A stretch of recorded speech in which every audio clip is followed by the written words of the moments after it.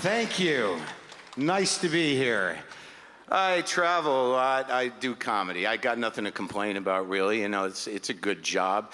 You know, I will admit that occasionally I have to get up early. Again, not complaining. But when I have to get up early, it's to do a morning radio show. I have to enter a morning zoo, a morning radio situation. That's kind of tricky. I'm sure you're familiar with morning radio. Generally, the morning radio format, there's a main guy, there's a laughing guy, and there's a baffled and shocked woman. That's the classic setup. If I was to do just a sound impression of morning radio, it would be brr, brr, brr, brr, brr, brr, brr, brr. Oh, fellas.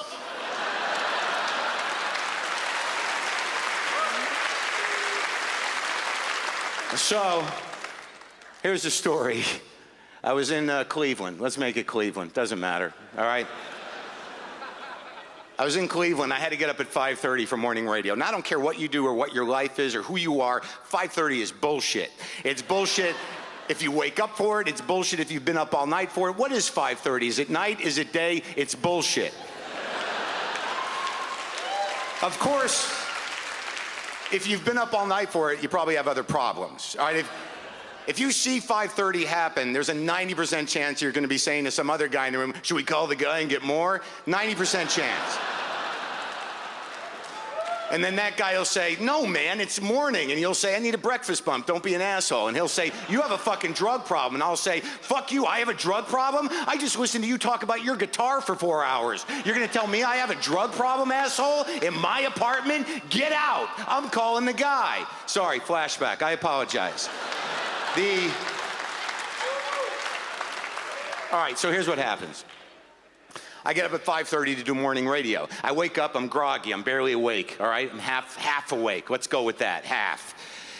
And I realize I've forgotten my toothbrush, all right? So some part of me says, what's wrong with you, you idiot? You forgot your toothbrush? You're a professional traveler. What are you, a moron? How could you forget your toothbrush? And the other part of me is like, hey, why don't we stop yelling? I just woke up. And the other part of me is like, you shut up, you idiot. This is on you. You forgot it. And the other part of me is like, really, you got to relax. And then a voice I don't recognize goes, oh, fellas. And I'm like, oh, my God, am I there already? Am I there already? And then I realize, all right, if I call the front desk, if you call the front desk of a hotel, they will, and ask them for a toothbrush, they'll give you like half a toothbrush. It's not a real toothbrush, it's like a facsimile of a toothbrush, but it'll get you through until you get to a drugstore to get a real toothbrush. But part of you will think like, why do they even give these out? They're not even real toothbrushes. Another issue, another joke. Now, so I call up the front desk at 5:30. You know what, let's make it a few minutes later, because I know some of you might be out there thinking, well, you woke up at 5:30, you had the conversation with yourself, that must have taken a few minutes. So, if we're going to believe the credibility of this story, you might want to up the minute count on the phone call, or else it's sort of bullshit, am I right? All right, so 5:36, I call the front desk of the hotel. No one answers the phone.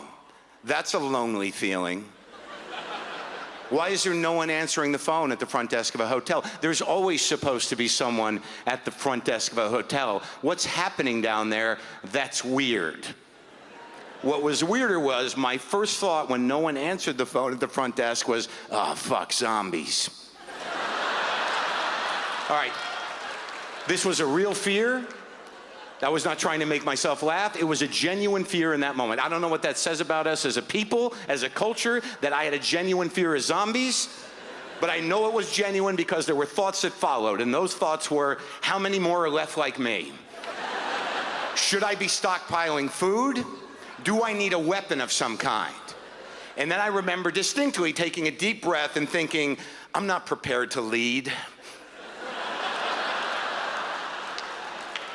I sure hope there's an alpha male out there with a rudimentary sense of tribalism that can lead me and a multi-ethnic crew of frightened people through this post-apocalyptic zombie landscape, or I'm food. I mean, I'm food. I'm food in like 5 minutes if that guy's not out there.